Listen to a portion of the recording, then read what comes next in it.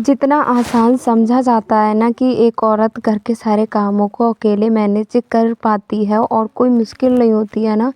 और सच्चाई सिर्फ हम औरतें ही जानती हैं कि कितना ज़्यादा मुश्किल हो जाता है जब सब कुछ हमको अकेले मैनेज करना पड़ता है, तो बहुत मुश्किल होता है।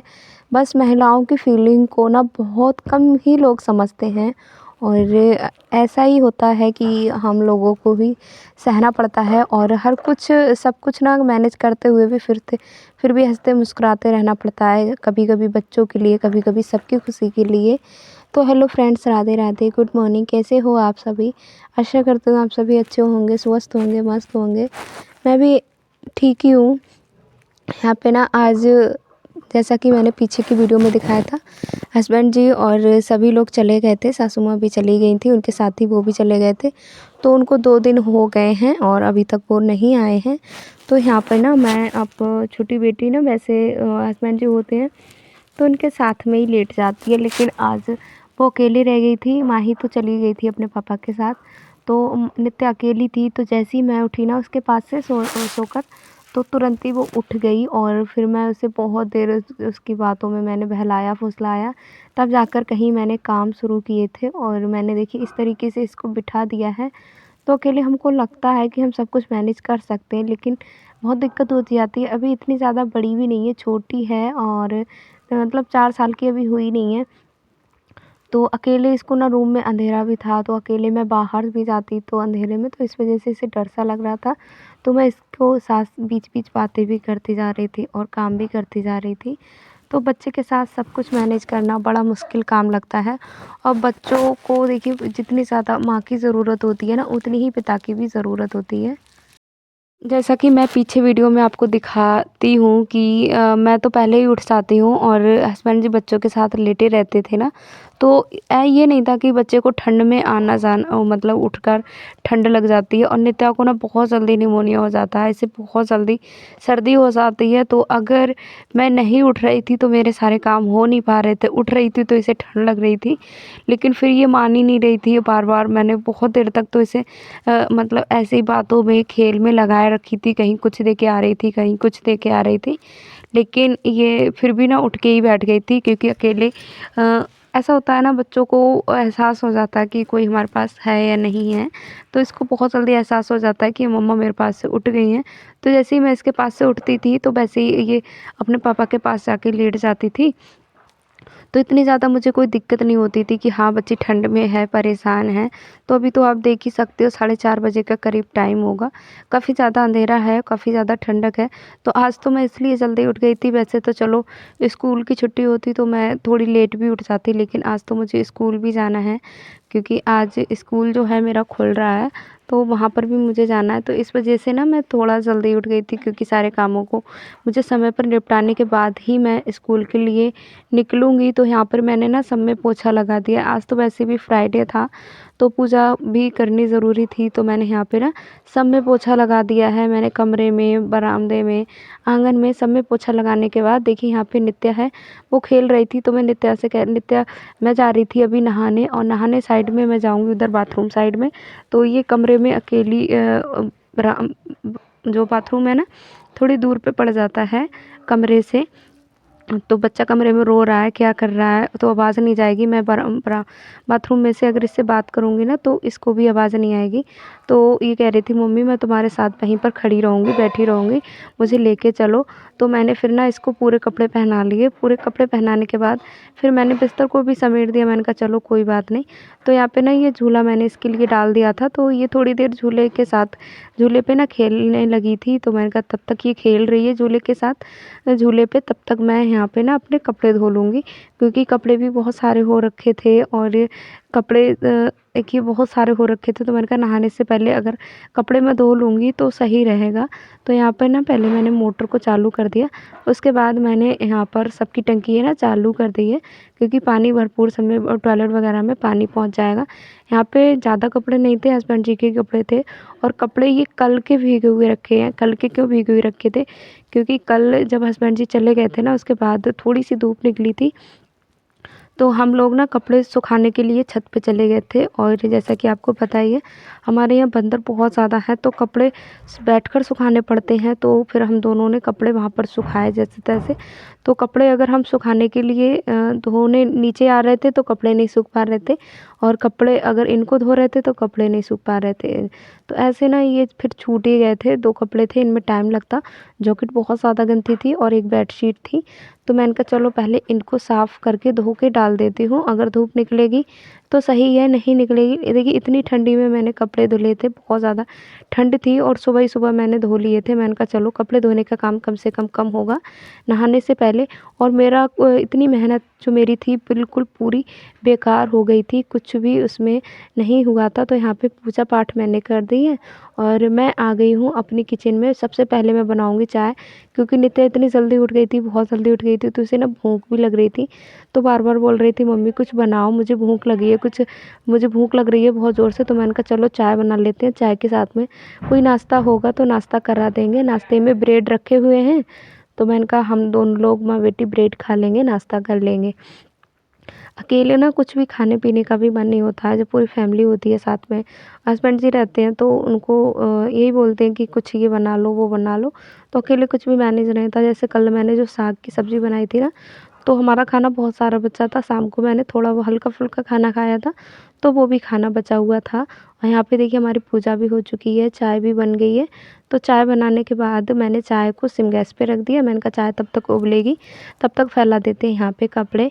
और नित्या यहाँ पर देखिए साइकिल के साथ खेल रही है, और इसे ना हम कितना भी कोशिश करें कि हाँ, बच्चे को हवा में ना रखें, तो अकेले देखिए यही सबसे ज़्यादा मुश्किल हो जाता है। मुझे लगता है इसके साथ ना हमेशा कोई होना चाहिए, जिससे इसे ठंड में बाहर ना निकल पाए। अगर ये बाहर निकलती है, मैंने अभी तक तो शेयर नहीं किया है, लेकिन इसकी जब तबीयत ख़राब होती है ना, बहुत ज़्यादा हो जाती है, बहुत इसको सर्दी ना बहुत जल्दी लगती है, तो मैं इसे बहुत ज़्यादा कवर करके रखती हूँ और कम ही निकलने देती हूँ बाहर। और जब मैं गाड़ी वगैरह पे इसे स्कूल अपने साथ लेके जाना होता है ना मुझे, तो मैं इसे पूरा कवर करके ढक के तब अपनी गोद में बिठा के लेके जाती हूँ। लेकिन क्या है, देखिए जब हमें कुछ करना होता है ना, तो हमें सब कुछ मैनेज करना ही पड़ता है और सब कुछ हम कर लेते हैं। बड़ी मुश्किल मुश्किल तो बहुत होती है, और लेकिन उन मुश्किलों के बावजूद भी हम औरतें ना सारे कामों को मैनेज करती हैं। तो कपड़े फैला दिए हैं हमने, कपड़े फैलाने के बाद मैं आ गई हूँ यहाँ पर। अपनी जो है वो चाय हमारी बन चुकी थी, तो चाय यहाँ पे छान लेते हैं।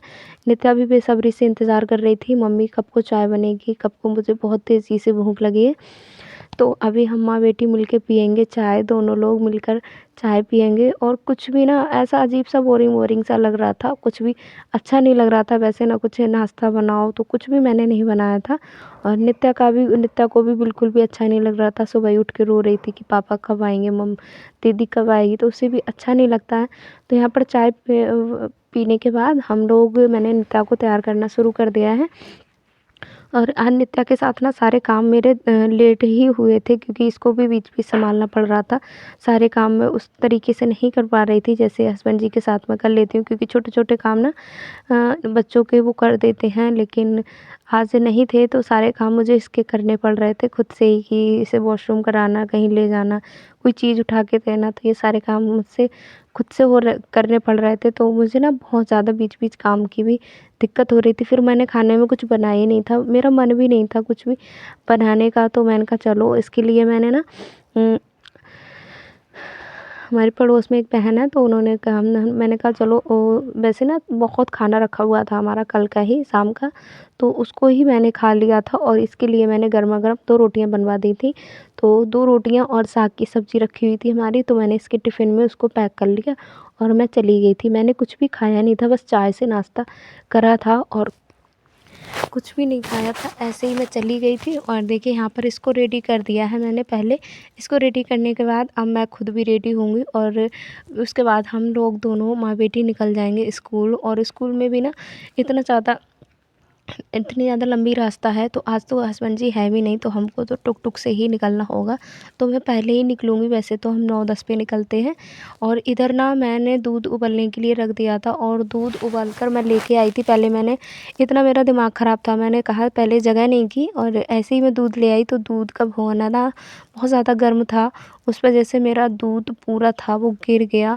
तो इतना ज़्यादा बुरा लग रहा था ना, बहुत ही ज़्यादा बुरा लग रहा था। इतना महँगा दूध और कितना कीमती दूध होता है, अमूल्य माना जाता है दूध को, और वो गिर गया, पूरा दूध हमारा गिर गया आज। तो इस वजह से ना कहते हैं ना, दिक्कतें जब आती हैं, एक तो मेरा जो मन था वो पहले से ही नहीं सही है, मुझे वैसे ही कुछ भी अच्छा नहीं लग रहा है, और ऊपर से ये काम बिगड़ते जा रहे हैं और पूरा दिन हमारा इसी में निकल गया। तो देखिए 9 बजने में अभी 15 मिनट कम हैं, तो हम माँ बेटी दोनों निकल जाएंगे और पूरे घर को करेंगे लॉक, लाइट वगैरह सब कुछ बंद करने के बाद पूरे घर में मैं डाल दूँगी ताला, और ताला डालने के बाद फिर हम लोग माँ बेटियाँ दोनों निकल जाएंगे। और देखते हैं हस्बैंड जी कब तक आते हैं। वैसे आए नहीं थे और उन्होंने छुट्टी भी की थी, उनकी छुट्टी भी लग गई थी, और छुट्टी मुझे नहीं पता किस कारण से लगी थी, लेकिन वो फ़िलहाल आए नहीं थे, तो हम दोनों पहले ही निकल गए।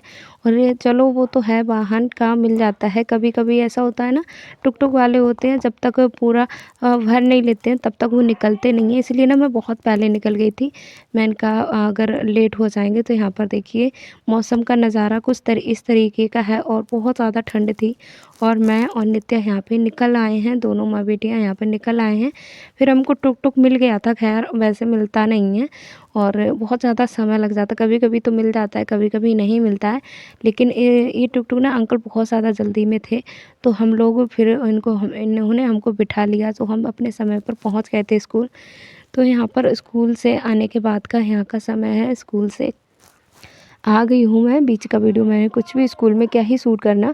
तो यहाँ पर आते ही मैंने नित्या के कपड़े चेंज किए और फिर मैंने वॉइस ओवर कराई था। फिर ना बंदरों ने इतना ज़्यादा हमारे रूम को पूरा घेर लिया। अभी मैं आपको दिखाऊंगी। बंदर हमारे यहाँ बहुत ज़्यादा परेशान करते हैं, बहुत कुछ परेशान करते हैं, और सब कुछ हम अकेले मैनेज करती हूँ। मैं सब कुछ अकेले मैनेज मुझे करना पड़ता है। और अभी मैंने कुछ भी नहीं खाया है, मैंने शाम को भी खाना नहीं खाया था ज़्यादा कुछ, और सुबह भी बस मैं चाय से 2 ब्रेड खा के गई थी, और अभी कुछ बनाया भी नहीं है मैंने। जो शाम का था उसी को मैं गर्म करके खाना खाऊंगी। उसके बाद देखिए फिर मैं इसके बाद ना बस खाना खाया था मैंने वॉइस ओवर करके।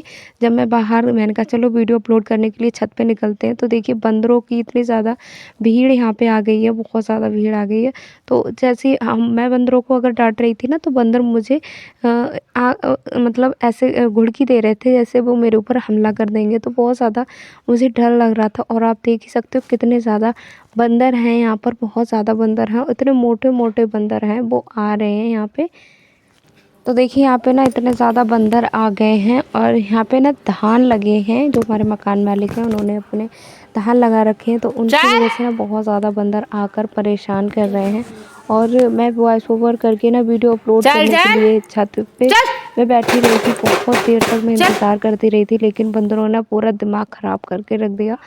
तो मैं करीब 1:30 बजे तो आई थी स्कूल से, और 1:30 बजे से करीब 4:30 बजे तक मैं इसी तरीके से कमरे में बंद रहे थे, हम दोनों माँ बेटियाँ।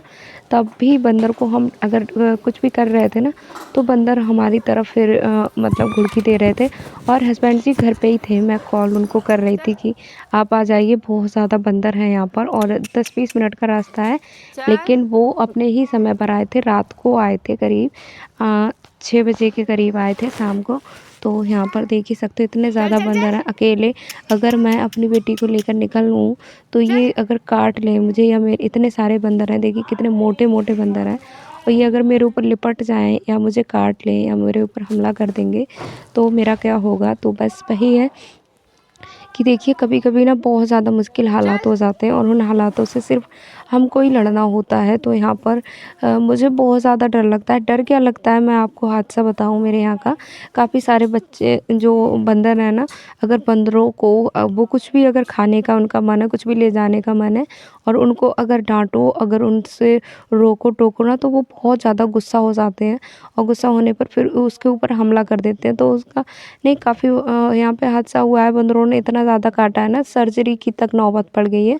उसका पूरा मांस निकाल के ले गए थे पैर का, और क्या किया था, बस बंदर आया तो उसने पैर से उसको ऐसे कर दिया, बस इस वजह से उस लड़की का ना पूरा मांस निकाल के ले गए थे।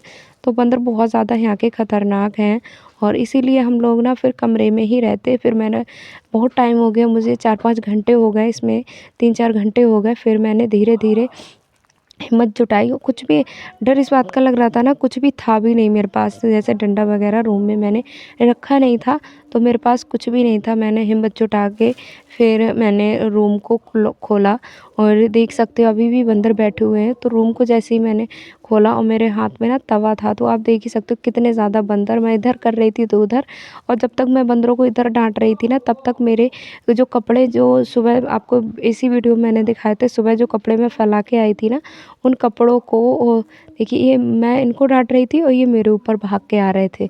तो मुझे बहुत ज़्यादा डर लग रहा था, और बहुत ज़्यादा डर, देखिए अकेले हो ना तो वो कुछ भी नहीं लगता है अजीब, लेकिन जब बच्चे होते हैं साथ में ना, तो ये लगता है कि कहीं पर मेरी वजह से कहीं मेरी बच्ची के ऊपर दिक्कत ना आ जाए, इसको कोई बंदर इसको ऊपर ना लिपट जाए। तो यहाँ पे देख सकते हो ऊपर भी कितने सारे बंदर हैं, और बहुत सारे बंदर हमारे यहाँ पर हैं। तो बहुत ज़्यादा मैं आपको ये दिखा रही हूँ कि देखिए, एक औरत होकर सब कुछ हम अकेले ही मैनेज करते हैं, फिर भी लोग हमको ताना देते हैं, तो हमको सहना पड़ता है। और क्यों सहना पड़ता है? क्योंकि हम एक औरत हैं, और हम कितने भी सारे काम हैं वो समय पर कर लें, कितने भी कुछ भी सब कुछ कर लें, लेकिन वही है, औरतों को हमेशा रोका-टोका जाता है, और उनको हमेशा उसी नज़र से देखा जाएगा, एक लाचार बेसहारा, चाहे वो कितने भी अपने पैरों पे खड़ी हो जाए, कुछ भी कर ले।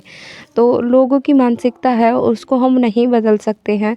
तो कभी-कभी देखिए अ, औरत कहते हैं ना, बहुत ज़्यादा भावुक होती हैं। कोई भी औरत होगी, मैं भी एक औरत हूँ, तो मैं बहुत जल्दी भावुक हो जाती हूँ। तो मुझे बहुत जल्दी हर किसी की बात ना फ़ील हो जाती है, बहुत जल्दी मैं फ़ील करने लगती हूँ उनकी बातों को।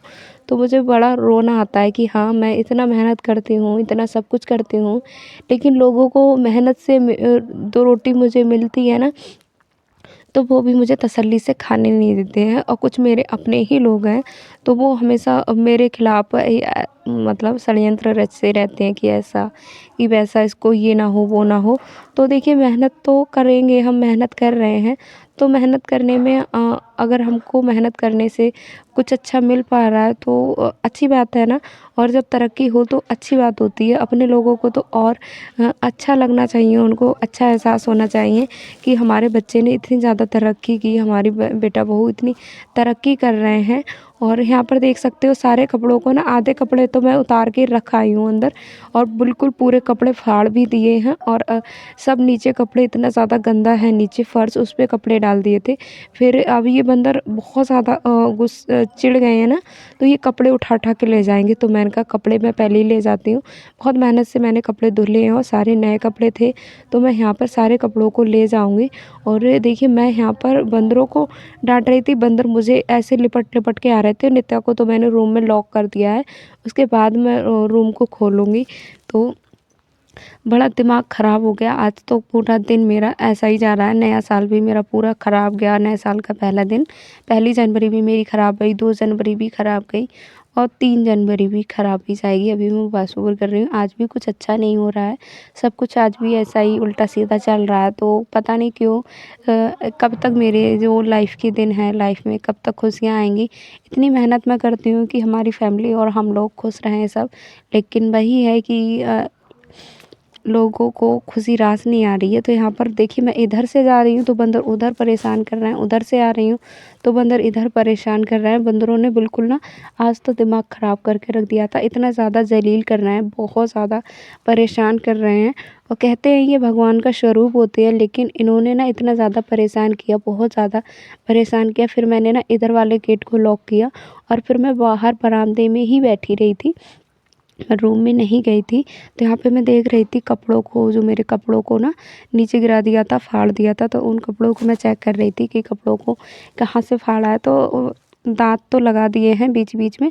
तो यहाँ पे ना मैं गेट को भी लॉक कर दूँगी, और गेट को लॉक करने के बाद फिर मैं मतलब अपना जो है तब मुझे थोड़ा बहुत तसल्ली मिली थी।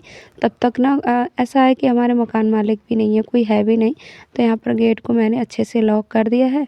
गेट को लॉक करने के बाद अब मैंने यहाँ की साफ़-सफ़ाई सब की थी, और नित्या देखिए मैंने बंद कर दी है, नित्या लॉक